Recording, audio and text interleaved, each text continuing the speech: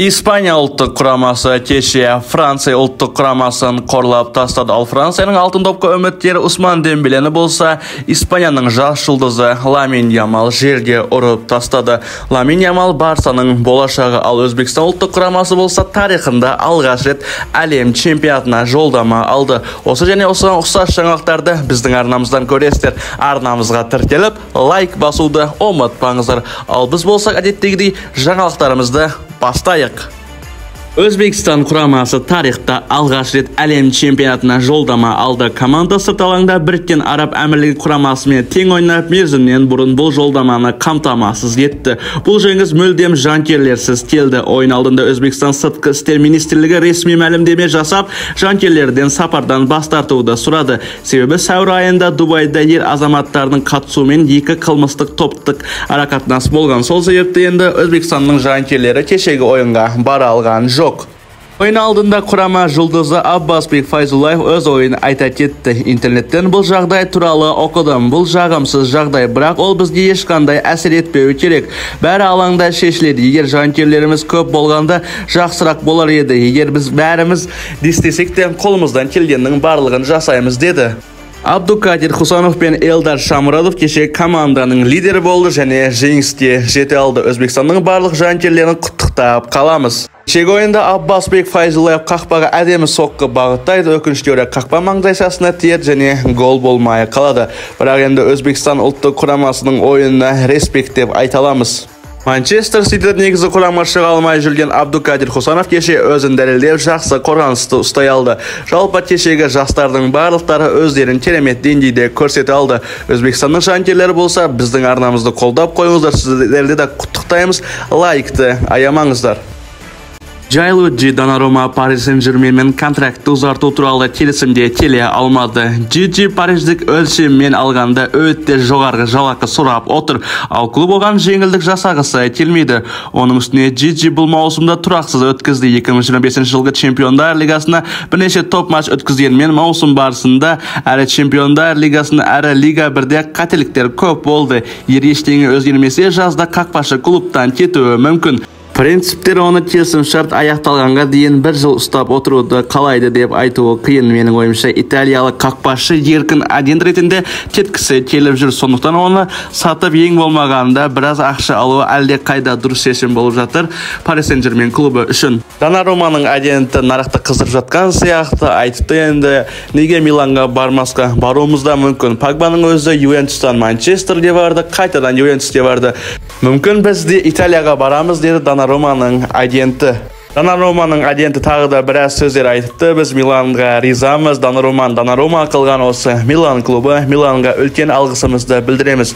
Енді болашақта қайта ораламыз Миланға, деді. Енді естеріңізде болса, ұрсып қырылып қайтып кеткен болатын Антуан Гризманн да дәл осылай болды, деді. Енді Донарума Миланға бара ма, бармай ма? Өз ойларыңызды әрине комментария қалдыруды ұмытпаңыздар. Донаруманың трансферіне барлық журналистер өз ойын білдіре кетіп жатыр. Бұл сонда не болып отыр?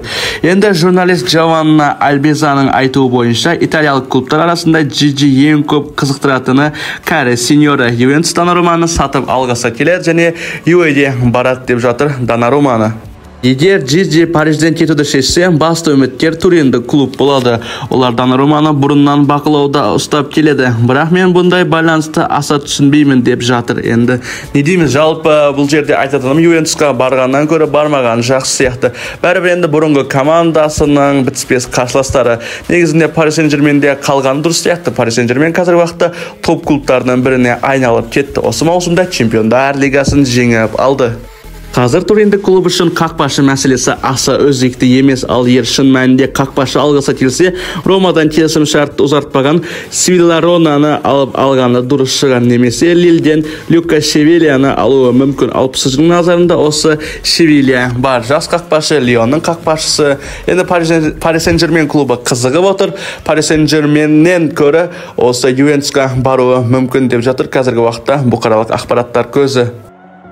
Испания мен Франция құрамалары нағыз есінен тандыратын матч көрсетті. Осындай шоуға испандардан үйреніп қалған болсақ та, соңғы кезде іш пыстыратын ойыны бар. Француздар бұл жолы расымен де таңғалдырды. Бәрі Қызыл Фурияның толық үстемдігімен басталды.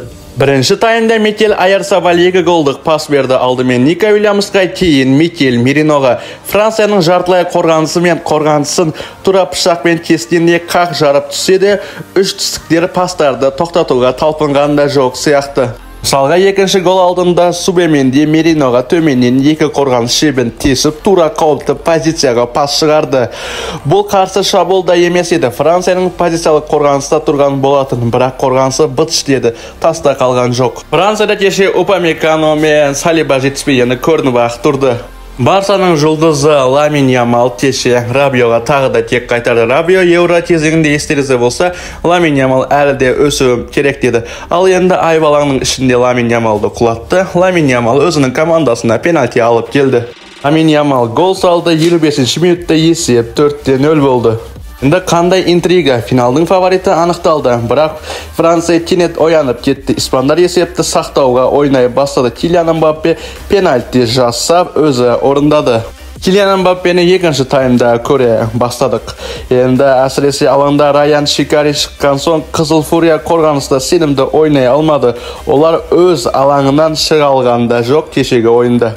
Француздар шынын айту керек, бүкіл матч бойы шабуылда жаман ойнаған жоқ, бірақ гол тек ойын соңында өте бастады. Үш тістіктер қатты ашылып кетті. Тіпті камбек жасауға шақ қалды. Үш тістіктер деп жатқанымыз әрине бұл Испания ұлттық құрамасы. Матч 5-4 есебімен Испанияның пайдасына аяқталды. Жеңіс добын Ламин Ямал салды. Мбаппенің пенальтисінен кейін француздар вендерді тағы да тоқтата алмады. Француздардың қорғанысы быт-шыт болды. Кешегі ойында Ламин Ямал өзінің алтын допқа лайық екенін тағы да көрсетті. 17 жастағы ойыншы осы жазда бір айдан кейін 18-ге толды. 18-ге толмаған бала осындай деңгей көрсетіп жатыр. Бұл енді өте керемет деңгей. Ойыннан кейін Испания бапкері Луис де ла Фуенте: "Мен бақыттымын. Бүгін алаңда әлемнің ең үздік құрамасы ойнады. Ламин Ямал өзін көрсетті. Ол алтын допты алуы керек", деді. Испания футбол федерациясының басшысы Рафаэл Лусан: "Меніңше алтын допты Ламинге беру керек екені енді бәріне түсінікті болды. Тек 2 гол үшін емес, бүкіл керемет ойыны үшін. Ол не істесе де бәрін таңғалдырады. Ол өзін ұлы ойыншы ретінде көрсетті. Ұзақ жолдан келді және де ойын деңгейі ерекше және алтын допты жеңіп алуға Ламин Ямалда әлі де мүмкіндік бар", деді. Ұзақ жол деген өзімше пікірсіз қалдырайын, бірақ Ламин Ямал финалда Португалияға қарсы тағы да осындай ойынды қайталаса, алтын допқа деген мүмкіндігі тіпті асып кететін болады. Ал достар, сіздерді Ламин Ямалдың ойыны таңғалдырды ма? Жалпы кешегі ойынға не айтасыздар? Өз ойларыңызды не комментарияға қалдыруды ұмытпаңыздар. Ал біз болсақ жаңалықтарымызды жалғастыра берейік. Бавария сол қанаттағы шабуыл шебін күшейтуді жоспарлап отыр. Лерой Сане әзірге келісім шартты ұзартпады. Ал тағы да бір вингер бар, Гнабри. Гнабри және де оның қасындағы досы командадан кететін ақпараттарда бар. Оларды сатылымға қойған болатын. Қызылдар қазір Ливерпульдегі Коди Гакпоға, Милан сапындағы Рафаэль Ляоға және Брайтондағы Каоро Митомаға назар аударып отыр. Алайда клубтың спорт директоры Макс Эйбер нұсқасы бойынша Атлетик Лионың ойыншысын алуы керек, Ника Вильямсты. Бірақ бір мәселе бар. Журналист Кристиан Фалктың айтуы бойынша Нико Бавария стандартындағы ойыншы емес. Енді Ника Вильямс көп ақша сұрап жатыр екен, ал Бавария болса ондай ақшаны Никоға бергісі келмейді. Бұл трансфер енді іске асуы қазіргі уақытта қиынға соғып жатыр. Уильямстың келісім шарттағы өтемақы құны 58 миллион еуроны құрайды және басқа да клубтар қызығып отыр. Ника Вильямсқа 58 миллион еуро қазіргі уақыттағы Еуропада ешқандай қиын ақша емес.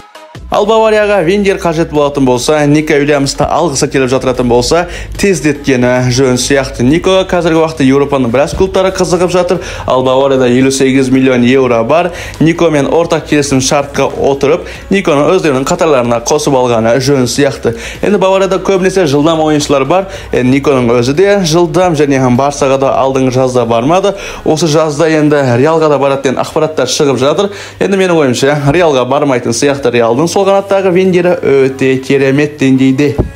Ал біздің арнамызда Баварияның жанкерлері бар ма? Баварияның жанкерлері: Ника Вильямс командаға келген дұрыс па, дұрыс емес па, және Баварияға қажет па? Өз ойларыңызды әрине комментарияға қалдыруды ұмытпаңыздар.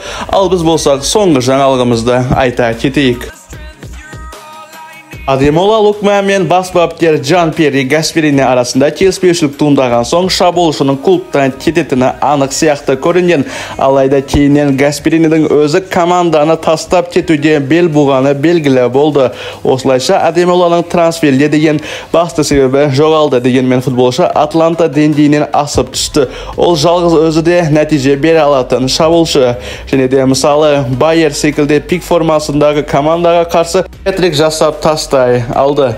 Лукманға қызығушылық танытып отқан клубтардың бірі Барселона. Клаудия радио мәліметінше бас бапкер Ханси Флик басшылықтан дәл осы ойыншыны сұраған. Фликке Лукманның ойыны ұнайды. Адемола Gasperiniдің жүйесіне бейімделіп бүкіл матч бойы прессинг жасай алатын дәрежеге жеткен. Сонымен қатар бірде шабуылда жасай алады. Ал Ханс Дитер Фликке осындай перспективасы жоғары және де жылдамдығы да бар ойыншы қажет. Сол себепті енді командаға қосып алғысы келеді Лукманды. Лукманды мойындау керек, өте мықты ойыншылардың бірі.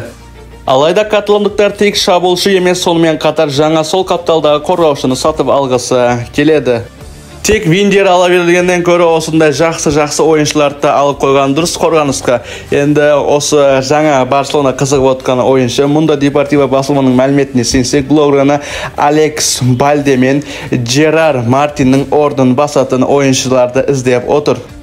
Екі ойыншыға да көңілі толады, бірақ енді Балденің орнын маңызды ойындарда осы Жерар Мартин басып бере алады дегенде күмәні бар Барселона ұжымында. Сондықтан Барсаның спорт директоры Деко Балде жарақат алса, не демалыс алса, оның орнына тиімді тәжірибелі сол жақ қорғаушыны алғысы келеді. Барлық нұсқалар ішінен ол ең көп көңіл бөлген футболшы Алекс Гримальдо деген. Гримальдо деген қазіргі уақытта Байерде өнер көрсетіп жүр, бірақ енді бұл ойыншы Барсаның түлегі, Барсаның академиясынан шыққан, Барсаның қаны бар ойыншы. Оның үстіне футболшы Байерден кетіп Ла Лигаға оралғысы келеді. Бұл оның трансферіне жеңілдетіп отыр. Ең бастысы келісімшарттағы 18 миллион еуроны бере алса болғаны. Енді 18 миллион еуроны осындай ойыншы үшін бере салғанда дұрыс сияқты. Балденің орнын басып бере алатын ойыншы және Балдемен де негізгі құрамға талас алатын ойыншындай деңгейі бар. Ал достар, біздің жаңалықтарымыз осы енді. Арнамызға тіркелейік, лайкты аямайық. Осы видеоға енді жоқты енді 500 лайк жинап тастайық. Бізде енді сезіп тұрмын, өзбек бауырларымыз да көріп жатыр, енді Өзбекстаннан да көріп жатыр. Оларды да құттықтап қаламыз.